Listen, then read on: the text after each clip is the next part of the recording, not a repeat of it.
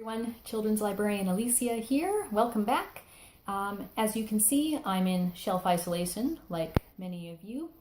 And this is our third video for parents, caregivers, anyone at home with kids, people who are kids at heart, like me, where I will be recommending children's books that you can read online while the library is closed, suggesting activities that you can do at home to keep everyone busy, and telling bad jokes. So our joke for today is, what kind of books do skunks read? They read best smellers. So, have you wondered where I'm getting all of these jokes? A lot of them are coming from this book, Jokelopedia, the biggest, best, silliest, dumbest joke book ever. And you can actually download this book for yourself from Freeding. And remember that you can find links to Freeding and our other ebook resources on our Schools Out Survival Guide, link in the description. And that has information about how to access all our ebooks, as well as other links to different things that you can do at home while everything is shut down. And today's books that I'm going to recommend are all a bunch of silly ones, so we're going to get silly. We all need to laugh now and again. And the first book I recommend is from author Sean Bryan, and it's called A Boy and His Bunny. And this is a picture book that just starts out with a boy waking up in the morning with a bunny on his head. Yeah. And he takes this strange development in stride, and he names the bunny Fred, and then goes about his day doing a whole bunch of things with this bunny on his head. It's an absurd premise, right? But it is pulled off so well, and it is very funny, and it's completely in rhyme, so it's really fun to read as well. And the same author also wrote two more books after this one. There's one called A Bear and His Boy, and one called A Girl and Her Gator, and I bet you can guess what they're about. So you can download all three of those from Freeding. I really love them. I've read them at Storytime a whole bunch, and they're always big hits. Another silly picture book that I love, and which is also a Storytime favorite, is called Fruits in Suits.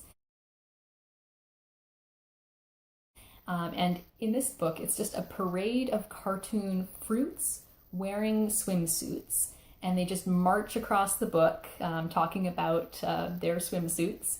And one of the fruits, however, is wearing the wrong kind of suit. It's wearing a business suit. And so it's just this absurd, funny, bright, and colorful book. And it is also available on Freeding. For older readers, so if you're past the picture books, I'd like to recommend a book called Funny Girl. And this is a collection of funny short stories, some of them true, some of them not, and it's edited by Betsy Bird. And so there are essays and comics and poems, and they're all very funny. One of them tells a story about a babysitting job gone horribly wrong. It's the funny kind of wrong. And another one recounts how her mother once set fire to the bathtub.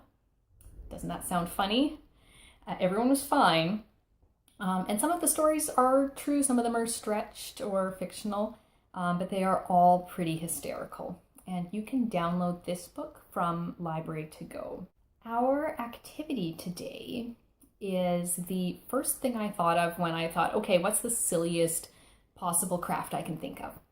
It is, drum roll please, sock puppets. All right, so all you need is a sock. Do you have a lone sock somewhere whose partner disappeared in the laundry, or one with holes, or do you have a bunch of stuff that you were going to donate and now that you're stuck at home you can't go out and donate them? Grab a sock out of that pile, and then just use whatever you have available. The wonderful thing about sock puppets is you can make them with anything.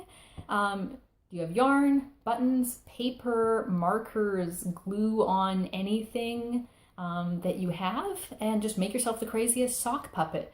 All this one has is paper eyeballs. I just cut out some paper and some string and some glue, and voila, you've got yourself a basic sock puppet. So make yourself a sock puppet or 4, put on a play with them, see what you can do. So I hope that gives you some ideas. Let me know what you think. And do you have a favorite joke or a favorite funny story? Comment, share it with us, and we'll see you tomorrow. Bye!